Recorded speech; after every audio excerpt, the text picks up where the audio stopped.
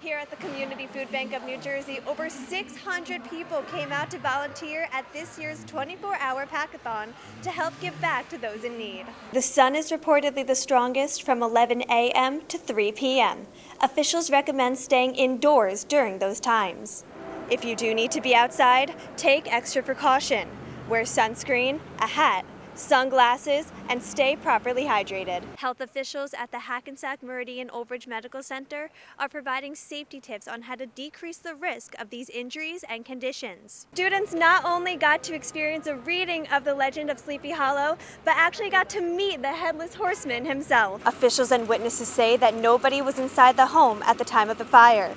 Thankfully, nobody has been reported hurt due to the explosion. Companies from all over the nation have come to share their products that are pushing the boundaries of sustainability in fleet, including the Taylor Dunn, an electric vehicle that increases labor utilization and decreases carbon footprint. Officials say construction for the new youth center is aimed to start in July of 2025. You can adopt any of these sweet pets as part of Clear the Shelter Month from now up until September 10th. As you can see behind me, these dead geese sightings have prompted officials to close off several areas of the parks to caution the public against direct contact with geese. Officials say the first tracks of the new Portal North Bridge are expected to be open in the fall of 2026. Doors open for the birthday bash at 7 p.m. this Saturday, December 21st, and tickets are available for purchase online. These new train cars will be in service throughout the next few years, starting in mid-2025. The last few cars will be appearing on the tracks in 2028.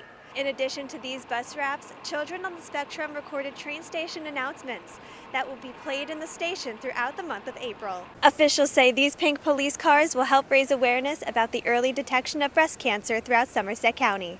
Reporting for WMBC Hometown News, I'm Meghan Stefek. A little rain won't stop this celebration. These students are officially embarking on their medical journey, and they say they couldn't be more excited. This is like the culmination of everything we've been doing, and it's so cool. Look. I'm so excited. For Mariam Amin, this day has been a long time coming. She joins 172 fellow classmates to put on her white coat for the first time. Some students say they switched into the medical field, while others have been inspired since youth.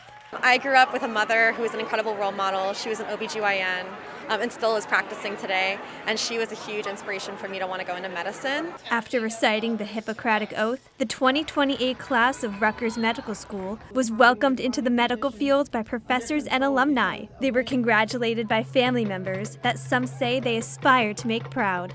As a son of Haitian immigrants, education has been always important in my family, and throughout my education, I've done a lot of things to get involved with medicine, but this is the culmination of all those experiences, all of my family's prayers, all of their support, and I'm really grateful for this moment. The class of 2028 marks the 30th annual White Coat Ceremony at Rutgers Medical School. Reporting for WMBC Hometown News, I'm Meghan Stefek. The I-80 eastbound lanes through Wharton have remained closed with a detour route, while officials of the Department of Transportation continue repairs. Now officials are saying it could take another 3 weeks to be resolved. This has led to thousands of residents being forced to alternate their daily routes, which has caused frustration among commuters. Facebook pages have even been made to express their aggravation and even asking for help to find other ways around the traffic. Local businesses like Pop's Bagel Shop say they've been negatively affected by the detours and construction of Route 80. We got thousands of cars passing by every day, and it's for whatever reason it really slowed us down.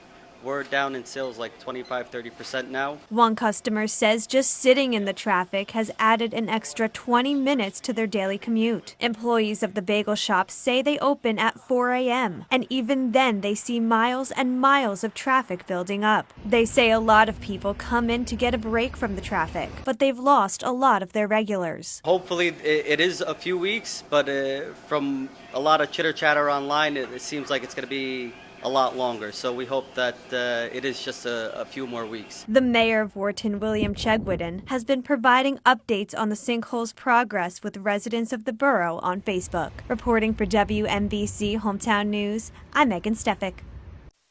Since 1965, Medicaid has served as a federal state insurance program that provides free or low-cost health care coverage and services to eligible low-income individuals and families, children, pregnant women, the elderly, and people with disabilities. Now, as Congress debates significant cuts to this program, New Jersey officials are meeting with the public to discuss the uncertain future of how these cuts will affect the medical services they need. Governor Murphy gave his assessment of the situation. Hospitals will close, community health centers will close, nurses will lose jobs, folks will go without whether they've got disabilities or not, and that to me is the point we need to really hit. Here at the Westfield Community Center, seniors, parents, and individuals made it clear on how these cuts to Medicaid would affect them and their loved ones. Shayna Nasser is the caregiver to her 13-year-old daughter Sakina, who has Antley-Bixler syndrome, a rare condition with only 70 reported cases worldwide. She says Medicaid enables Sakina's residential care and helps her family afford critical medication, which would be at risk if Medicaid were to be cut. Yes, Sakina has a lot of medical needs,